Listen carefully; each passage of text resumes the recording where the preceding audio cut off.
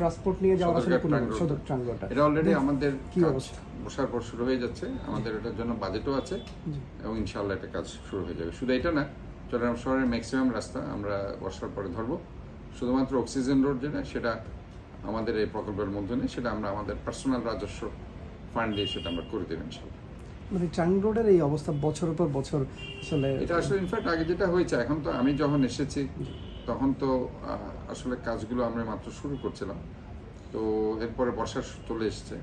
তো বর্ষার শেষে ইনশাল্লাহ এটার যেহেতু একটা বাজেট আমরা করেছি, অনুযায়ী বর্ষার পরে কাজ শুরু হয়ে যাবে এবং আমি চাচ্ছি এটা অত্যন্ত উন্নত মানের কাজ করে দেওয়ার জন্য।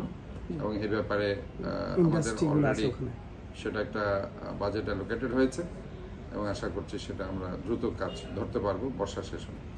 ফুটপাথ নিয়ে একটু কথা বলেন যে আপনি দায়িত্ব নেওয়ার পরে বিভিন্ন জায়গায় গেলেন, যে একটা নির্দিষ্ট সময়ে তাদেরকে বসার কথা বলেছেন। আমরা দেখি যে সেটা শুধু কাগজে কলমে থেকে যাচ্ছে। তাদেরকে আসলে এখন এগুলোর জন্য মেনটেন্যান্স করার জন্য আবারও আমি বলছি, সেখানে একটা ট্রাফিক বিভাগের একটা ভূমিকা থাকা উচিত। কারণ আমি পার্সোনালি গিয়ে অথবা ম্যাজিস্ট্রেট গিয়ে সেটা তাদেরকে হয়তো আজকের জন্য তাদেরকে উঠিয়ে দিতে পারবে, কিন্তু সেটা কন্টিনিউয়াস প্রসেসে যদি তাদের সেটা ধরে রাখতে হয়, সেখানে চট্টগ্রামের পুলিশ কমিশনারের ট্রাফিক বিভাগের একটা ভূমিকা থাকা উচিত বলে আমি মনে করি।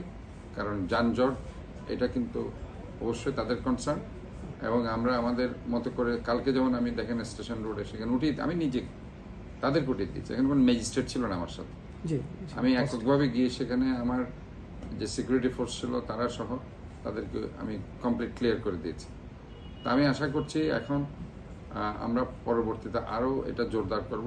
এবং আপনারা দেখেছেন আমি সেসব জায়গায় কাজ করছি যেখানে অলরেডি তারা দোকান আছে, দোকান থাকার পরেও তারা ফুটপাত এবং রাস্তা দখল করে ফেলছে। দোকানের ভিতর তারা কিন্তু রাখতে পারে, যে তারা সেটা করছে না।